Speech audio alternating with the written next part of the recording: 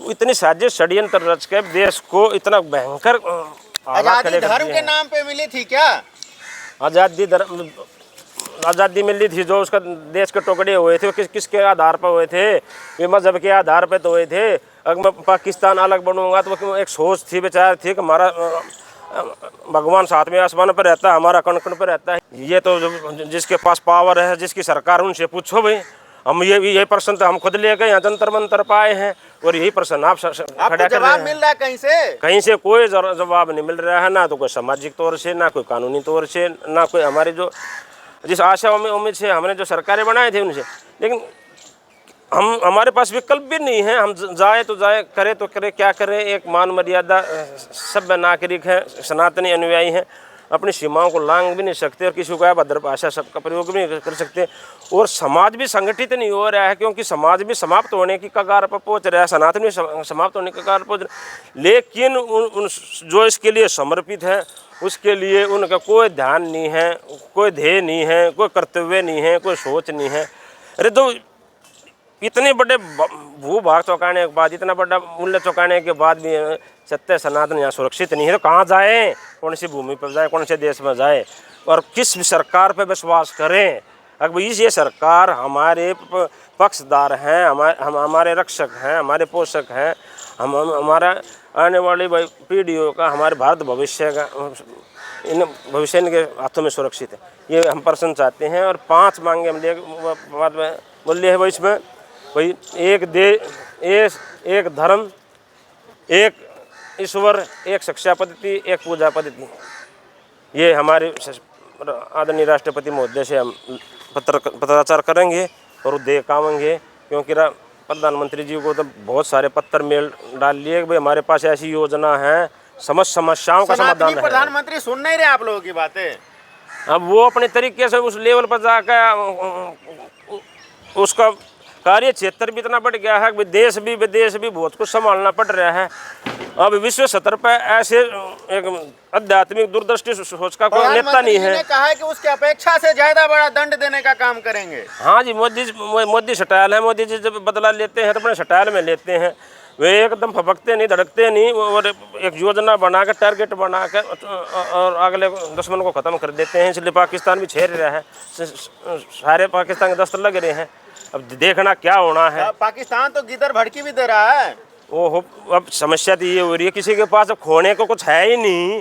तो भारत के पास तो खोने के लिए बहुत कुछ है। पाकिस्तान तो भूखा नंगा देश हो रहा है, अब उसके पास कुछ खोने को है ही ना। और भाग उसको भारत दिखे हो खाने को, जब भूख लगे भारत को खाने चलो।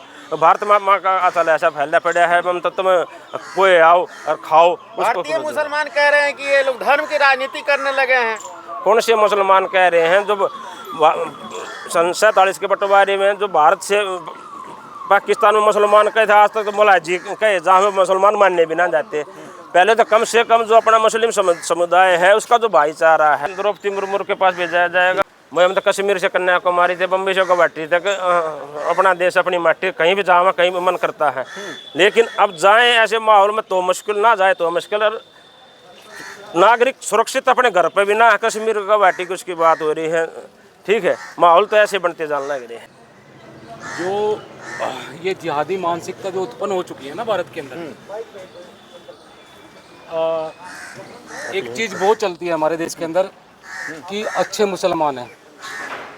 हमारे ये मुसलमान 2 तरीके के होते हैं।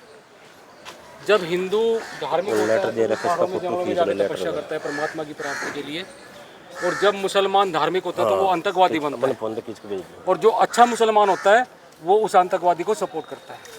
क्या बात कर रहे हैं आप? मुसलमान आतंकी बनता है जो धर्म को मानता है? क्यों नहीं बनता है?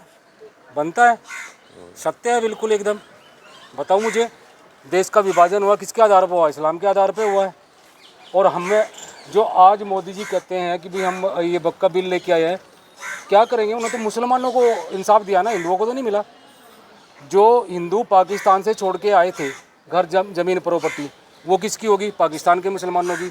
जो प्रॉपर्टी यहाँ पे थी हिंदुओं की, वो किसकी होगी? वक्फ बोर्ड की। पक्की बात है। अभी एक बात देखिए, हमारा उरी अटैक हुआ था, पठानकोट अटैक हुआ था, पुलवामा अटैक हुआ था, अब एक बार जब आपका अटैक हुआ, हमारे आर्मी के जवान वहाँ पे मारे जा रहे हैं, तो इससे हमने सीख क्या ली है? हम उनके ऊपर ठोस कदम ही नहीं उठाते हैं। आपने सिंधु नदी का जल पहले भी बंद किया था, तो वो बीच में खोलने वाला कौन है? आप फिर उसी मुद्दे को लेके गए, हम फिर सिंधु नदी का जल बंद कर देंगे। अरे सीधा ढाके परमाणु बम छोड़ देना, एक बार खत्म। कम से कम जो हत्याएं हो रही है आर्मी के जवानों की, हिंदुओं की, धर्म पूछ के हत्या की जा रही है, कम से कम वो तो बंद हो जाएगी। मरना ही है तो एक बार में ही मर जाएंगे सारे इकट्ठे होकर, बात खत्म है। तो बार बार तड़प के मरने से बेटर क्या है? क्या फायदा बार बार मरने से? अभी 80 हिंदू मारे गए, बंगाल में 500 घर छोड़ के चले गए हैं, तो क्या है? ये इस्लाम ही तो है, इस्लाम ही तो आतंकवाद की जड़ है। इस्लाम आतंकवाद पैदा अंदर भी कर रहा है और बाहर से भी आ रहा है। भाई साहब 57 देश में 1500 आतंकवादी संगठन है मुसलमानों के, क्यों है? हिंदुओं का बता दो ना कौन सा आतंकवादी संगठन है भारत में? एक भी संगठन नहीं है। जितने भी संगठन संस्थाएं हैं सामाजिक काम करती है, अपनी मानवता के लिए काम करती है, धर्म के लिए काम करते हैं और सबके हित में काम करती हैं। तो मैं बताऊं, कहीं ना कहीं मैं स्पष्ट बोल लूँगा, कोई मुझे कुछ भी कहे, सन 2014 में जब मैंने मोदी जी को वोट दिया, आज तक मैंने बीजेपी के सिवा कभी किसी को वोट नहीं दिया। और मेरी बड़ी भावनाएं थी मोदी जी के साथ में कि ये अब हिंदुओं को इंसाफ मिलेगा, लेकिन नहीं, वो भूल रहे हैं, वो अपने मार्ग से भटक चुके हैं। हिंदू किसके भरोसे हैं? वो सिर्फ और प्रभु श्री राम के भरोसे है, बाकी कोई नहीं हिंदू को रखा। सब राजनीति पॉलिटिक्स है, बकवास है, सब कुछ नहीं है। मतलब मोदी और योगी राजनीति कर रहे हैं। क्यों? एक बात बताओ, धर्म पूछ के मारे जा रहे हैं, धर्म पूछ के मारे जा रहे हैं, क्यों मारे जा रहे हैं? 5000 औरतें पाकिस्तान की भारत में रह के बच्चे पैदा कर रही है, सारी सुविधा उनको कहाँ से मिल रही है? भारत सरकार से। भारत सरकार उसे सुविधा दे रही है। क्यों नहीं दे रही है? 5-5, 8-8 बच्चे पैदा करके 25 लाख मुसलमान यहाँ पे शरणार्थी बने बैठे हैं, और वो सारे यहाँ पे शरणार्थी है, और शादी कहाँ की है? पाकिस्तान में। किस लिए रखे हैं? हमारा क्या रिश्ता उनका? हमारे अपने क्या है? पुलवामा अटैक में ये कहते थे कि पाकिस्तान में RDX कहाँ से आया? वो RDX इस वजह से आया यहाँ पे कि जो शादी पाकिस्तान में की है और बच्चों की परवरिश यहाँ पे हो रही है।